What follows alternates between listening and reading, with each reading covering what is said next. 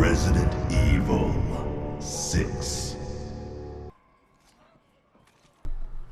Hello there, Seraphim17 once again, introducing you to my Resident Evil 6 professional difficulty video walkthrough. This is the third section to Chapter 2 as Leon's campaign, and this is a pseudo boss fight. So I'm not going to, soften the blow here at all, guys, excuse me. Just had a random hiccup for no reason. This sucks dick. This is bad. This is really bad. This boss is effectively going to infect all these lovely people that have been put here for the specific reason of fucking you about. He's going to run around the room at quite a steady pace, and his only real weakness as far as shooting him head on is his face. And his face bobs around pretty, a lot. It moves a lot. He's like a horse rider. It's just ridiculous. Do apologise if I'm fucking up my words, guys. I had a really early morning and it's exceptionally late, but I need to get this video done because this is actually a challenging area. So this dude is going to run around infecting people. If you're too close to him when he releases the fog, you will die. Did you see that just then? Did you see that, what just happened? She was not there when I was stood originally in that corner. When we come back after the cutscene, she's suddenly there. Do you want to know why, folks? The zombies can move while you're watching cutscenes. You can literally come out of a cutscene and get grabbed immediately. Nothing you can do about it. It's a broken fucking game and it shouldn't exist. But this boss takes a beating. He takes an absolute pounding. Your partner does help, but she's not all that helpful. The only time when the zombies are ever really a threat is when they've got guns, because they're an absolute fucking nightmare when they start knocking you over. They're a pretty good source of ammo. There's grenades. There is a lot of equipment in the room, and what this game does to solve the whole, everything takes so much damage, you need a lot of ammo to kill it, is the zombies pretty much never stop coming. He keeps running around and infecting more people, and you generally get a lot of ammo in the room. The lucky thing is, you're going to need it, because this guy takes a beating. There's going to be parts towards the end of this video where I'm running around without a single bullet to shoot, just waiting for something to happen where I can damage the boss. And if he touches you at all, it's insta-down. He even does a grab move that you're going to see, and I fuck up the quick time events because I didn't realise it was going to be a timed one. I just thought it was going to be a wiggle or a bash one, and I end up messing it up. But you'll see that later on, and this is another one of the things that really disappoints me about this game. One thing that is imperative to good game design when it comes to a boss fight is knowing what a weak point is.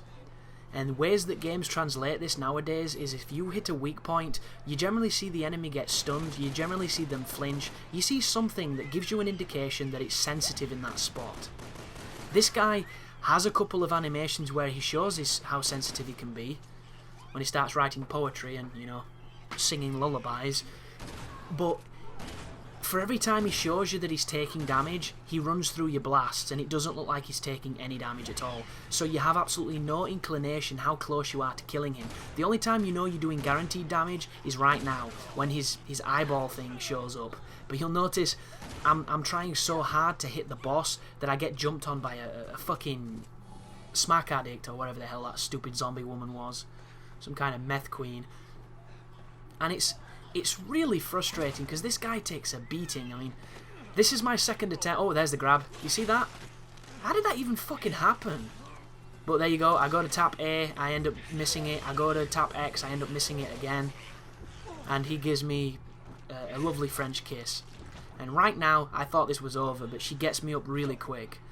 And whenever you've been picked up and there's an enemy close, you need to immediately run away and you need to pop your Mentos. Pop a couple of mints, get that green life back, and be careful of that, because that could have killed me if I was any closer. Something else you want to be careful of is if you shoot him directly in the stomach when he's running at you, he deflects your bullets. I'm not too sure how it works. The logic in this game is up there with Terminator logic when it comes to the storyline, because if you analyse some of the timeline in Terminator, it just makes no sense.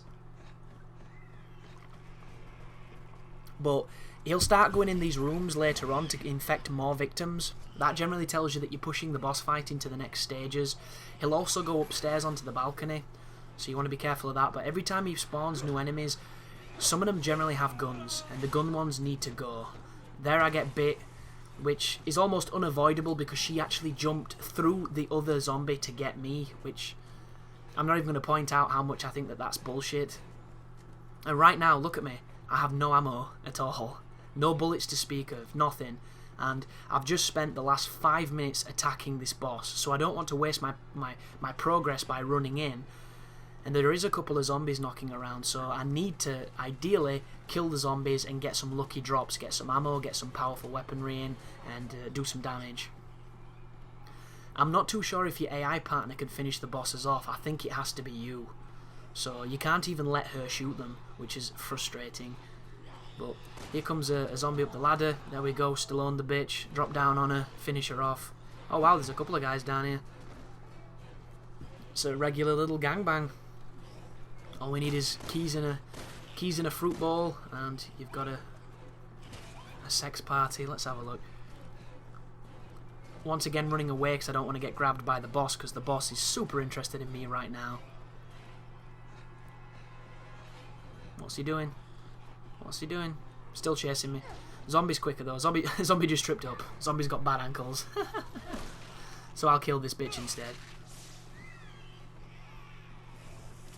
Does she drop anything? She does. She drops assault rifle, sniper rifle ammo, which is what we want, because this is essentially the hardest hit we can give this guy, but it's difficult to hit his face. And you'll notice I'm shooting him in the tits because it's center mass and it's easier, and for some reason it didn't spit back at me then. It must be because I was aiming slightly high.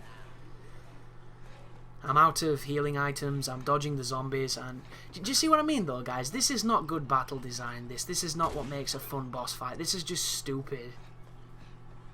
It's not quite Resident Evil, you know, Code Veronica Tyrant on the plane stupid, if anybody ever did that bastard, but it's still pretty dumb. And this is only the first real Pseudo boss. There's some bosses coming up that take infinitely more punishment than this guy, and it just makes me think, how bad are they going to be? Because this was bad enough. But I get a couple of shotgun shells. He does the Michael Jordan jump and misses. There is the boss. Hit him with a shotgun. He runs through it, and he's going to grab me if I'm not careful, so I spin away. You don't want to get greedy on this game, because there's no point wasting 7 minutes worth of progress to have to do this all over again, because you're just going to get really burnt out really quickly. So shotgun blast in the face, shotgun blast in the tits, another one in the face. He gets a little bit of a stun. He's still walking after me like Roger from American Dad. Let's see what he's doing. I'm down to my only ammo left, which is the pistol, so I put a couple shots in him. Still not enough to kill him. Run away again because he's chasing me. Oh no, he's not. He may be going into one of the rooms to try and infect some people. Oh no, he's there. No idea who he's going for, because she's just come and stood with me. There's a zombie jumping into one of the pews for some strange reason. Oh, and there's the killing shot. So anybody getting into this alone, this is what you've got to deal with, folks. Try and get a partner. It will save you so much frustration. But all that's left to do here is pick up all the loot in the room, whatever's been dropped, whatever you've missed, and then you can proceed into the lower sections of the cathedral. But thanks for watching, guys. I hope the guide is helping, and you take care now.